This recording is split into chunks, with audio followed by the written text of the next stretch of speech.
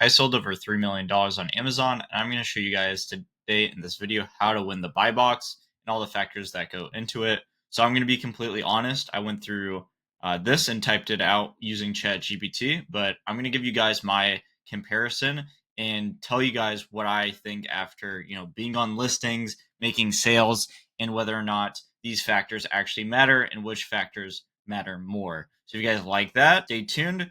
But I think we should first go over what actually is the buy box. So a lot of people don't know that.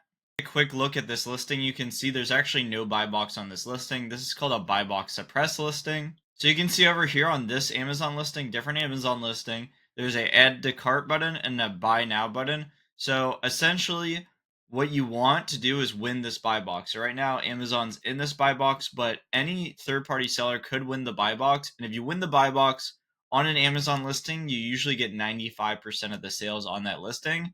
So sales will start flooding in if it's a product that's selling a massive amount. So you can see here, 5K plus bought in the past month. So just showing you guys, if you win the buy box, you could get a massive amount of sales just on pretty much any listing that has some volume. How you win the buy box, I'm going to give you guys my personal opinion on how to win the buy box and what really matters.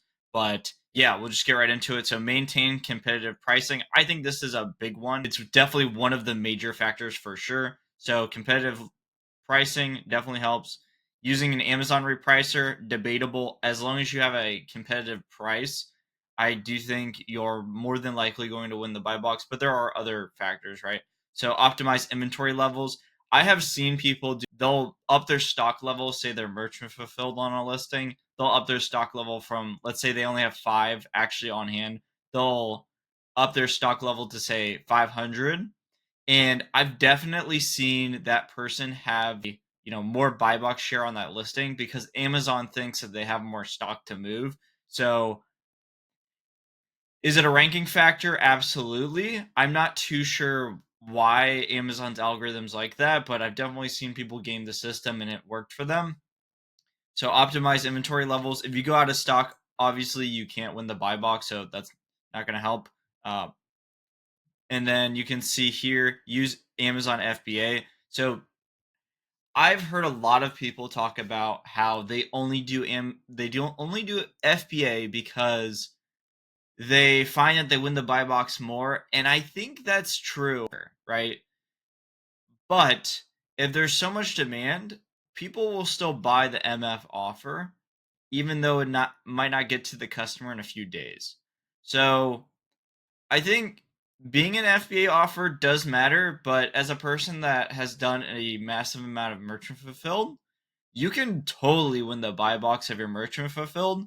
If you have 1 day or if you have 0 day handling, you're going to get a lot more sales, right? So there's that.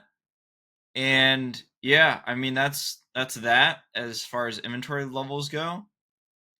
Maintaining excellent seller performance. So this is actually a huge one that a lot of people gloss over. So if you have bad ODR, which is order defect rate, it can really affect how you sell on different listings. And I've seen it firsthand. I had a friend, he was selling on a listing and he was selling $10,000 a month of one product. And I saw his ratings go from 90% to 67%.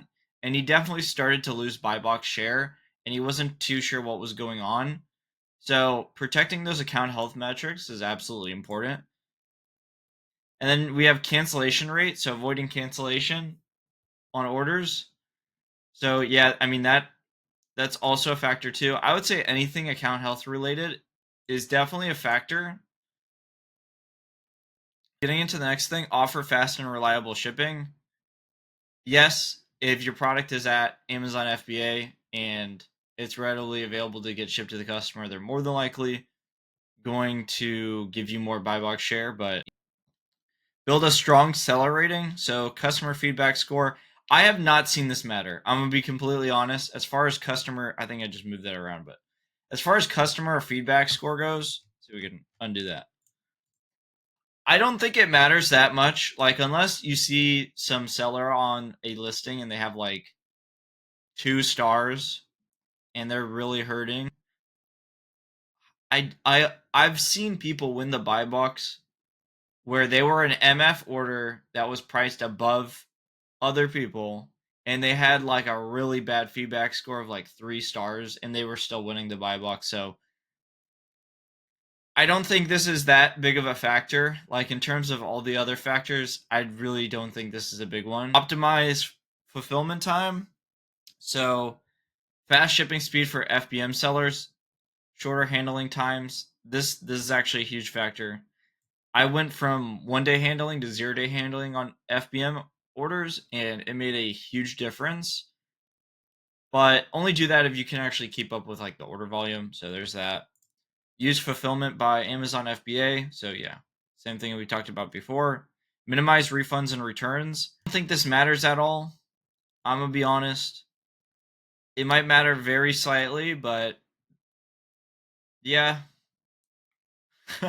Hopefully that gives you guys some insight there.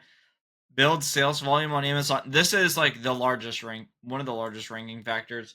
I've noticed that you can win the buy box on listings $5 above everybody else's price. Sometimes if you've just been on that listing for years, like there's listings that I've been on for over a year now, and the item might only sell 5 times a month, but I get 4 out of those 5 sales just because I've been on the listing so long and I've been selling on that listing for so long. And if you think about it from Amazon's perspective, they want sellers that are consistent and reliable. So I feel like that makes sense. And yeah, so there's that. That's definitely a factor. Consider product buy box eligibility. So ensure your products are buy box eligible. Some products, especially new listings or products in restricted categories, may not be buy box eligible right away. So there's that. Use third-party tools to monitor buy box performance. I mean, you can. Like, you can, but the best data you're going to get is actually selling on that listing. You can do this. Is it a big factor? I I don't think so. Like you can, you can use Keepa and go into buy box statistics, but usually from the softwares that I've seen, it's wildly off. But you can look at buy box statistics and see who's winning the buy box the most, and just try to copy and emulate what they're doing. Get buy box for used items, FBM. I mean, there's that. I feel like this one's just they just threw that in there. And then it says final tips: stay patient, winning the buy box, and take time, especially if you're a new seller. Focus on improving performance metrics consistently. Test and tweak your strategy. Yeah, honestly, I think so. In recap, the main 3 ranking factors that I found is just being on the listing for a very long time. To put it straightforward, editing your stock count does matter. Being an FBA offer really does help you win that buy box, but it's not necessary. You can still win the buy box with FBM. And in the last one, being competitively priced is the most important factors that I've seen after selling on Amazon. If you guys watched this far to the end, could you please comment win the buy box below? Really helps out for the channel and the algorithm. If you guys like videos like this where I just give you a breakdown, definitely let me know. I'm experimenting with the formats right now, and have a good one.